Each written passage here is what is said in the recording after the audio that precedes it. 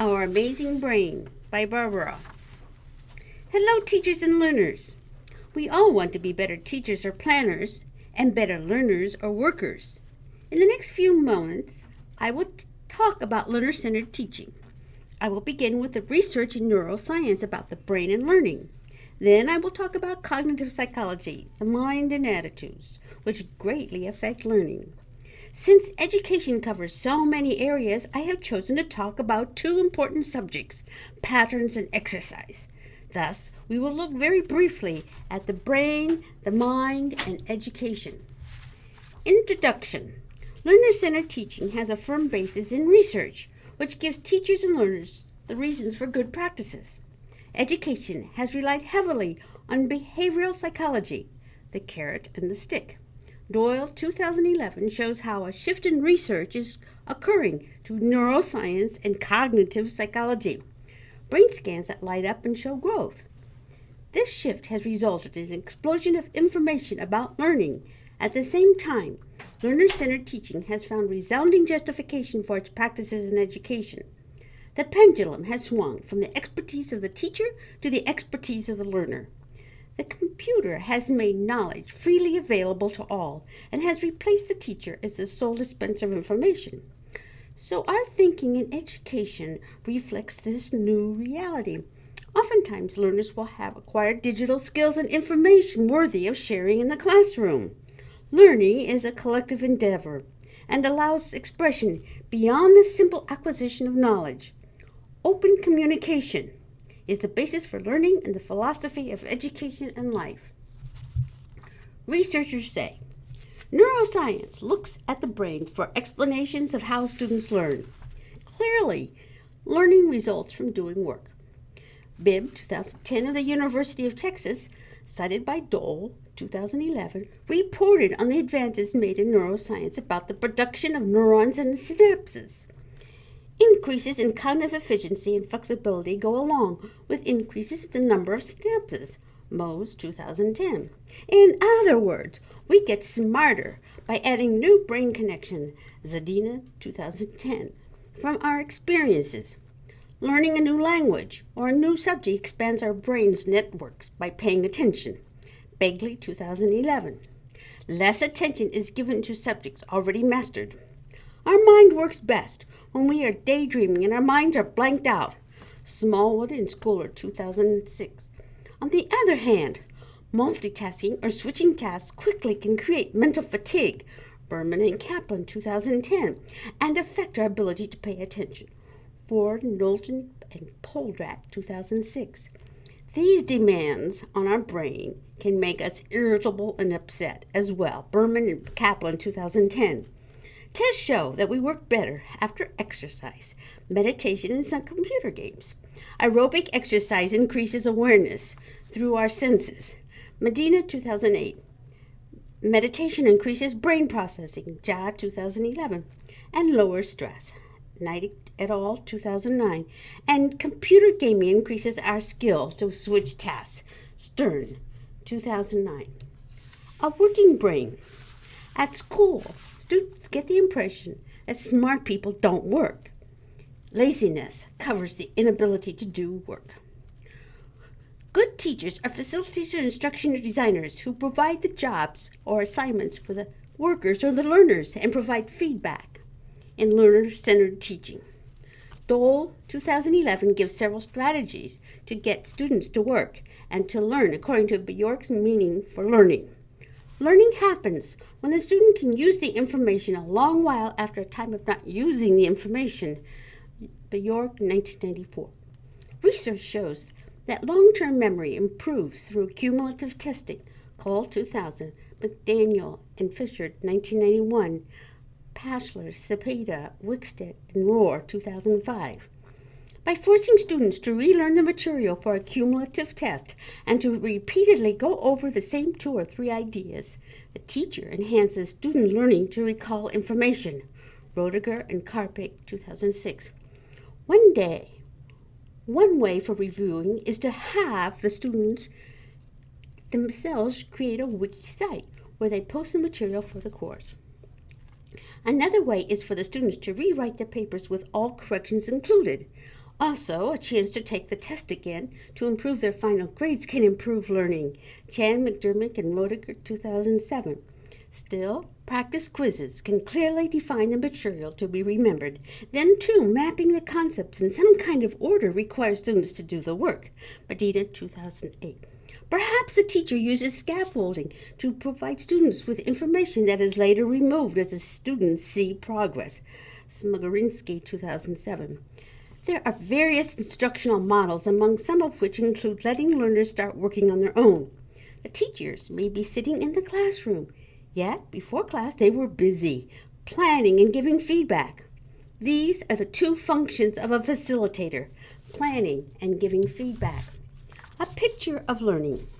These neurons multiply when we learn, yet some people act as though intelligence is fixed and cannot change. Some people have set ideas of intelligence in general and their own intelligence. They need to look smart, so they pick only easy jobs. Richard, cited in Doyle, 2011, page 66. They avoid challenges and even are absent when the job looks harder. They believe that work doesn't pay and is not worth the effort. They think that success is a matter of luck and play down the importance of success. So to change this fixed mind into a growth mindset, Dweck, 2006, the teacher needs to recognize that the student has a fixed mindset and it's just not a matter of laziness or immaturity. Atkins, 2007. The student needs to know for a fact that your brain can grow. With new connections between neurons in the brain, the learner can be smarter. He or she does not have to be done. The teacher can focus on the student's effort and search for better strategies rather than praise their intelligence alone. Dweck, 2009. In the case of failure, the teacher needs to share ways of doing a better job of studying so as to instill a growth mindset. Whatever skills and abilities the person has, he or she needs to be open to taking risks and trying a first step. What students do know now is about what they know now, not the persons they are or were. Students with a growth mindset tell themselves that they can learn to do the job with time and effort. They tell themselves that success comes from failure at first. By choosing a growth mindset one time, students can choose it over and over again. Dweck, 2009. Thus, students come to feel safe in the classroom and to be risk takers. Rogers and Renaud, 1999. Teachers can plan for the students to do valuable work and give them recognition for their successes and efforts.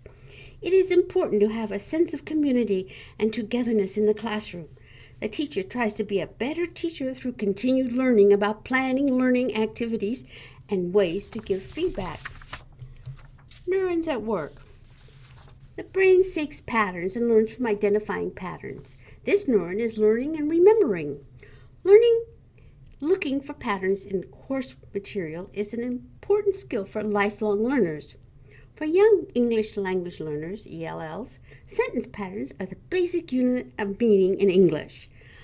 A word depends upon its context in a sentence for meaning. So in a unit of 5 words in a sentence pattern, there are chants, dialogues, and songs that repeat the sentence pattern with the 5 words until the pattern becomes familiar in about 5 lessons or 3 weeks. Pictures and animations help, of course. Learning depends upon patterns and matching words to sentences. Brady, 2001, describes the brain as a device that actually pursues patterns. My Western civilization professor taught us 2 ideas among others. First, humankind's intelligence and religiosity is revealed in the alignment of stones to represent meaning. And second, geography determines history. She must have repeated these ideas in each class and connected them to the current lesson. These ideas have remained embedded in my long-term memory for a lifetime. This is an example of using patterns, repetition, and elaboration to make brain connections in long-term memory. Games such as chess are mastered through studying tens of thousands of configurations. Each subject matter has its own meaningful patterns to help the learner become an accomplished expert in that area. The learner-centered teacher helps students to learn that all knowledge has patterns and assigns them a job of looking for patterns. Kane and Kane, 1991. Patterns can help recall and make students smarter. McClintic and Klimek, 2009. Brain plasticity.